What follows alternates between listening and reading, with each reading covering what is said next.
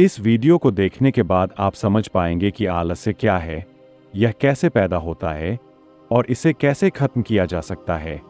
एक बार आदत से परेशान एक व्यक्ति गौतम बुद्ध के पास आया और कहता है, बुद्ध, मेरे अंदर बहुत आलस है। मैं इस आलस की वजह से अपने जीवन में वह सब कुछ नहीं कर पा रहा जो मैं करना चाहता हूँ। इस आलस ने मुझे बहुत परेशान कर रखा है। इसकी वजह से मैं अपने जीवन में उन्नति नहीं कर पा रहा हूँ। कृपया आप मुझे इस आलस से छुटकारा पाने का कोई तरीका बताएं।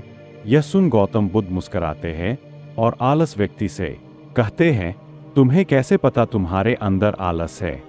उस आलसी व्यक्ति ने कहा, बुद्ध, केवल मैं ही नहीं बल्कि मेरा पूरा परिवार भी है कहता है कि मैं एक आलसी व्यक्ति हूँ। बुद्ध ने कहा, क्या तुम मुझे इसका प्रमाण दे सकते हो कि तुम आलसी व्यक्ति हो? उस व्यक्ति ने कहा, बुद्ध, मैं दे सकता हूँ। बुद्ध ने कहा, फिर प्रणाम दो। उस व्यक्ति ने कहा, बुद्ध, यह तो जानता हूँ कि सुबह उठना मेरे स्वास्थ्य और मेरे मन दोनों के लिए ही लाभकारी है, लेकिन मेरा आलस्य मुझे सुबह जल्दी उठने नहीं देता। बुद्ध ने कहा, अच्छा, परंतु क्या तुम्हें पता है कि आलस्य होता क्या है? उस आलसी व्यक्ति ने कहा, बुद्ध, मुझे यह तो नहीं मालूम कि आलस्य होता क्या है, लेकिन यह जो कुछ भी है बहुत बुरा है। बुद्ध ने कहा, अलग से एक मानसिक अवस्था है, एक भाव है, एक विचार है, जिसे जाने अनजाने में हम इंसान खुद ही अपने अंदर पैदा करते हैं। इसी मिट्टी ने कहा, परंतु वह कैसे? बुद्ध ने कहा, पहले तो यह समझो कि हमारे भीतर आलस दो प्रकार से पैदा होता है। पहला कारण है शारीरिक और दूसरा कारण है मानसिक। शारीरिक आलस का पहला कारण है भोजन। जब हम कोई ऐसा भोजन ग्रहण करते हैं जिसमें खुद कोई जीवन नहीं है, तो यह भोजन हमारे शरीर के लिए बोझ बन जाता है और फिर यह हमारे अंदर आलस पैदा करता है, क्योंकि हमारा शरीर भोजन से मिलने वाली ऊर्जा के सहारे चलता है और फिर हम इसे जैसा भोजन देते हैं वैसे ही ऊर्जा हमारे शरीर को प्राप्त होता है। इसलिए अगर तुम आलस से बचना चाहते हो तो आसानी से बचने वाले और सीधा प्राकृतिक से प्राप्त होने वाले भोज्य पदार्थों को अपने भोजन में शामिल कर लो। शरीर के स्तर पर आलस का दूसरा कारण है गलत तरीके से चलना, गलत तरीके से बैठना और गलत तरीके से लेटना। गौतम बुद्ध ने आश्रम के भिक्षुओं की तरफ इशारा करते हुए उस आलसी व्यक्ति से कहा, अगर तुम ध्यान से देखो तो तुम्हें आश्रम के इन वृक्षों के चलने बैठने और अपनी व्यवस्थाओं में एक विशेष प्रकार का संधि क्वेश्चन आएगा। जब यह चलते हैं तो उनके पैरों के बीच एक तालमेल होता है। जब यह बैठते हैं तो इनके रीढ़ की हड्डी एकदम सीधी होती है और गर्दन थोड़ी सी ऊपर होती है, और जब यह लेटते हैं तो इनका शरीर एकदम स्थिति होता है। इनके शरीर के किसी भी अंग पर कोई तनाव नहीं होता, किसके कारण यह एक गहरी और आरामदायक नींद ले पाते हैं।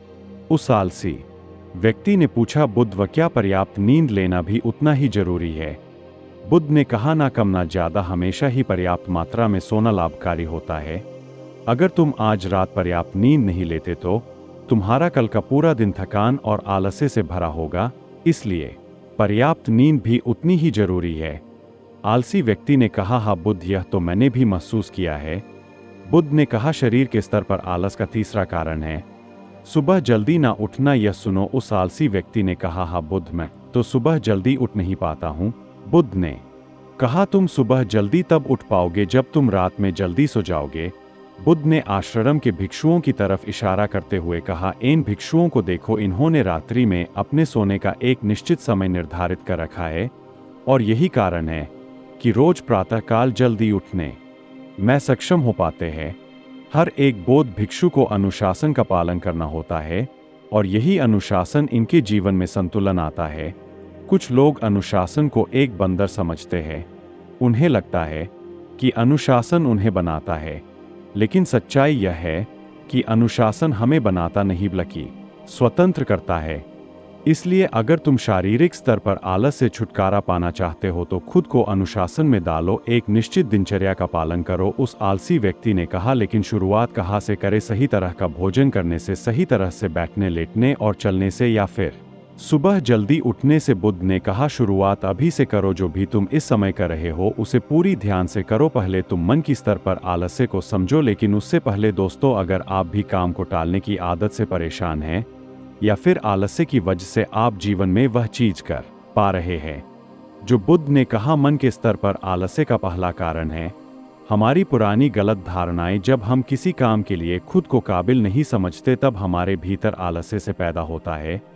अगर हमारे मन में यह विश्वास कर लिया कि पिछली बार की तरह इस बार भी मैं इस काम में असफल ही होगा, तो उस काम को करने में हमें आलस्य आएगा, जबकि हम खुद को यह समझा पाते कि पिछली बार और इस बार में बहुत फर्क है। अब हम मानसिक तौर पर वह नहीं है जो पहले थे। हमने पिछली हार से बहुत कुछ सीखा भी है।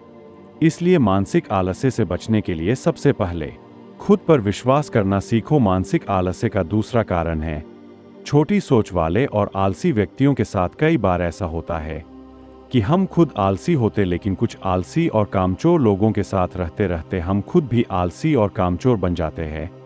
यह सुन आलसी व्यक्ति ने कहा, हाँ बुद्ध, यह तो मैंने भी महसूस किया है। बुद्ध ने कहा, तो सबसे पहले आलसी और कामचोर लोगों की संगति में रहना छोड़ दो। बुद्ध ने आगे कहा, मानसिक आलस्य का तीसरा कारण है काम को टालने की आदत। काम को टालना आलस्य और मानसिक तनाव का सबसे बड़ा कारण है। शुरुआत में तो हमें पता नहीं चलता, लेकिन धीरे धीरे ये आदत हमारे अंदर घर कर जाती है, और ये अकेली आदत ही किसी भी इंसान की जिंदगी बर्बाद करने के लिए काफ़ी है। इसलिए जो काम आज किया जा सकता है उसे कल पर कभी ना टाले। बुद्ध ने कहा, मानसिक आलस्य का चौथा कारण है लक्ष्य का स्पर्श न होना। मान लो तुम किसी बड़े से रेगिस्तान में फंस चुके हो और तुम्हें जोरों की प्यास लगी है, तब तुम क्या करोगे? उस आलसी व्यक्ति ने कहा, पानी की तलाश करूंगा। मैं कोशिश करूंगा कि जल्द से जल्द रेगिस्तान के पास वाले गांव में पहुंच जाऊं। बुद्ध ने कहा, लेकिन अगर बहुत कोशिश करने के बाद भी तुम्हें पानी ना मिले? तब उस आदमी ने कहा, तब भी प्रयास करता रहूंगा, क्योंकि मेरे पास और दूसरा कोई विकल्प नहीं होगा। गौतम बुद्ध ने मुस्कुराते हुए कहा, इंसान को आलस्य तभी घेरता है जब उसके पास कोई स्पष्ट लक्ष्य हो या फिर उसके समक्ष बहुत से विकल्प उपलब्ध हो। इसलिए लक्ष्य निश्चित होना परम आवश्यक है। अगर तुम सुबह उठकर व्यायाम नहीं कर पा रहे हो तो उसका कारण तुम्हारी नज़र का स्पष्ट न होना। अभी तुम बीच में होने वाले रोगों में और उन रोगों से होने वाली पीड़ा को स्पष्ट रूप से महसूस नहीं कर पा रहे हो। बुद्ध ने आगे कहा, मन के स्तर पर आलस्य का पांचवां कारण है किसी काम को करने की कोई बड़ी वजह न हो। मान लो तुम बहुत से कीमती गहने लेकर एक सुनसान रास्ते से गुजर रहे हो।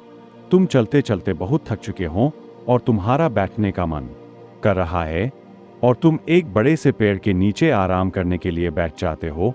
तुम अभी बैठे ही थे कि तुमने देखा कि दूर से कुछ डाकू तुम्हारे तरफ भागे आ रहे हैं। तो क्या ऐसी परिस्थिति में भी तुम्हारा आलस्य से तुम्हें भागने से रोक सकेगा? नहीं ना। तो मेरी एक बात को समझो, तुम्हारा आलस्य केवल उन्हीं कामों को करने से रोक सकता है जिन्हें करने की तुम्हारे पास कोई बड़ी वजह नहीं है। आलसी व्यक्ति कहता है, आपका बहुत बहुत धन्यवाद बुद्ध, अब से मुझे आलस्य का सारा खेल समझ आ गया। गौतम बुद्ध कहते हैं, मेरी एक बात हमेशा याद रखना, जहाँ स्पष्टता है और काम को करने की कोई बड़ी वजह है, वह आलस्य हो ही नहीं सकता था।